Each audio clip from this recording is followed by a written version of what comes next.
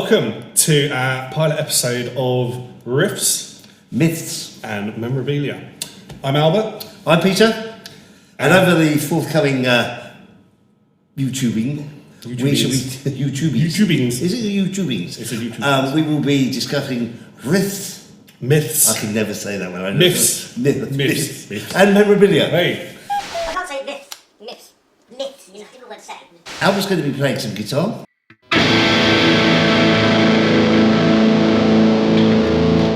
We're going to be looking at some memorabilia and discussing its provenance and possibly some of the areas that you need to be cautious with if you're looking to buy into this market. And also, we're going to be discussing myths that are in the ether. I've got a riff. Have you? Yeah, see if you can guess who this is. Janis Joplin. I am cheating. I'm cheating because I know we're going to be talking about. Okay, let's talk about Janis Joplin. Oh, what a lady. I was actually listening to some of her stuff the other day, and I noticed the latest release was 1969. That's incredible. Latest release. Yeah, so Spotify's our latest releases that you think, oh yeah, it was 2 days ago, whatever. 1969 was the last time she released music. Were you born then? Unfortunately not, no. So I could never have seen her. I was. Anyway, let's talk about Janis Joplin, that hurricane of a voice. The first, really, of what I consider to be the modern day 27 Club. Of course, there were early ones. Robert Johnson, yeah. At the crossroads. Yeah.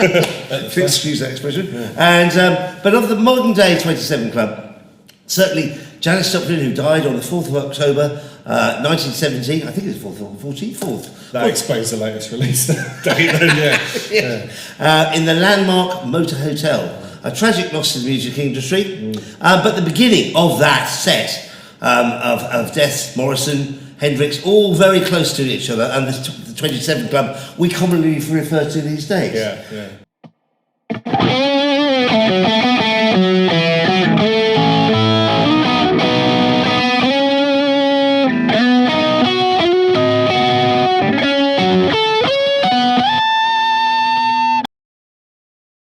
We've got a couple of things here. Firstly, there's a Janis autograph, which just says "We love Janis" and some kisses on it. She always drew a heart on her autographs, or on the majority of her autographs. She would draw a heart as well. But if you turn this around, which is where the people are on the photograph, there's two ladies in it, and we don't know who they are. And are they you? Can you identify them? Can you help us with this? It'd be interesting to know where this was taken and who these two ladies are. If you're still out there, ladies, get in touch in the comments, or if you know them, or you know what this the relevance of this picture is, please, do let us know. It's an unsolved myth. But we're on moving on to something else now with the 10-page handwritten letter by Janis as a struggling artist in 1965 to Peter de Blanc. That's not my nom de plume. But a very interesting insight to how her mind was working, how hard she was working, the trials and tribulations of trying to make a breakthrough, which always ended in the bar. Didn't she press flowers into her letters or something like that? That's absolutely right. Yes, there are contained with this envelope, and bearing in mind, this envelope is post-dated 1965. There are still some little petals inside the envelope that she enclosed with the letter to Peter de Blanc. It's a marvellous bit of memorabilia, that quite a keepsake, I would say. Also, it's quite indicative of how actually short the pinnacle of her career was, because that's 65 and she died in 70, and she was saying in this letter how much she was still struggling to get there. She was not at high fame then. So she's only really had a couple of years, really at the top. Yeah, 67 to 70. Yeah. And that's the same as the others. Yeah. But we'll move on to them on another date. Yeah. The reason I can't say that word The word that shall be spoken. is because I've got a chip here. Oh, so I can't make a seal for the... So I will have this fixed and I will be able to say myth. Once you've had his teeth fixed, you can say myth. Right, so, myth. Myth. Oh, you said that really well. I said that one because I've had my tooth done. So I can now say myth without you taking the mickey. You changed your shirt as well. Yeah, so no comments, please. Yes, it is the third take. It does look different, and that's why. Right. So, a nice myth here about our lady, Miss Joplin. Volcano. Volcano. No, hurricane. Hurricane in the voice.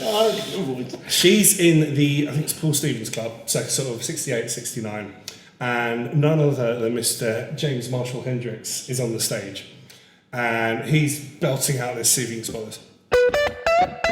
Red House. Over yonder. Yeah, over yonder.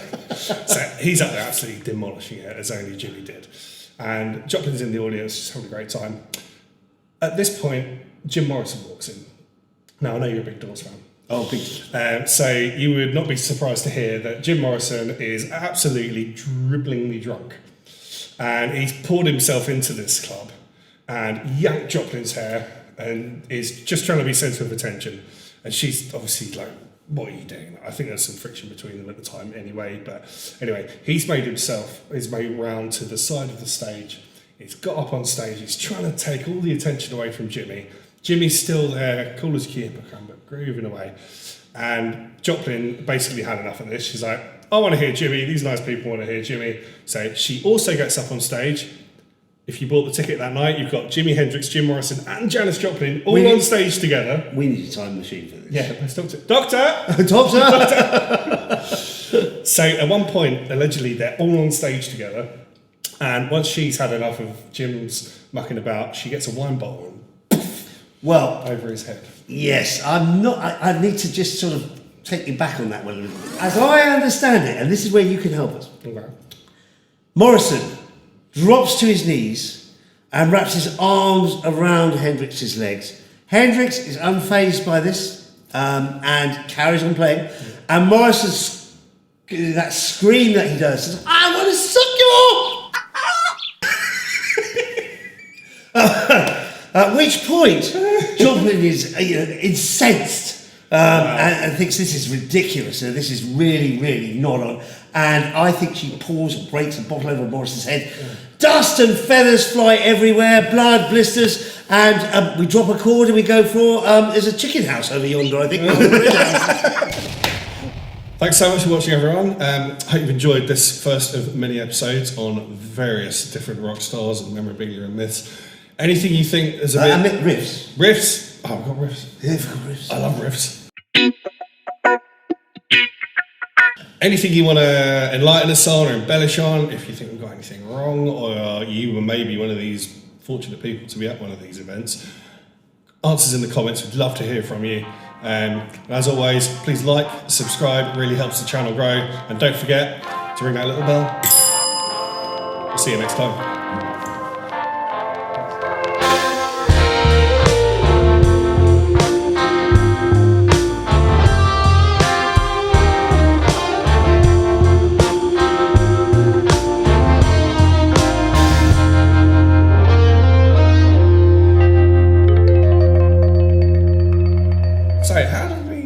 How do we get to know each other? Yes, well that goes back... One of our bands. What year is it now? Oh, I don't remember the 70s. It's not...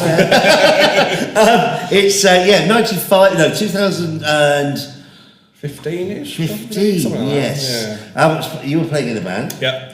I was interested in helping you sort of progress that band. And in fact, we got some good gigs together. I mean, I wasn't playing, but Albert and his band were playing. Yeah, that's right. I got to know Albert as a thoroughly nice guy. And the really interesting thing about Albert is he has a really good knowledge of the sort of music I like. And so he's become what I generally term as young enough to be a sibling, but mature enough to be a friend. And that's how it goes. Appreciate that, mate. That's true. Yeah, so, I got to know Peter through music, and we shared a lot of similar band interests and this, that, and the other. And after that particular act, I was involved with, sort of parted ways. We still remain mates afterwards. I've done a few bits and bobs together, and essentially Peter's a really, really successful businessman, and over the years has acquired an unbelievable collection of memorabilia, which we'll be featuring on this channel. And there's some really rare stuff in there that you're not going to see anywhere else. So I'm really excited about sharing that with you guys. Yeah, that's a very good point, actually, Albert. Some of this stuff you will never ever see anywhere else because I've been doing it for years. So it's How many years have you been collecting for now? 35. 35 years. So I've seen some things. That's good. Thank you. Amazing.